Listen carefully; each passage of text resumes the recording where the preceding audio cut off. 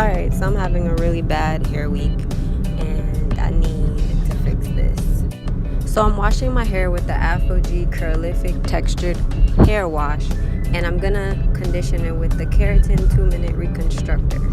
Now I'm going to apply this leave-in. You guys already know I use this product almost every time I do a wash and go. This is the leave-in conditioner from Aphogee's Curlific line, and I'm gonna be using this Cantu argan oil leave-in conditioner as my styling product.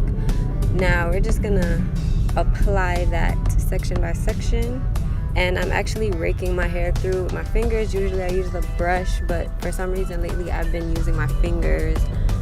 I feel like my hair is a little bit more fragile than it used to be when it was not colored, so that is the reason why I use my fingers.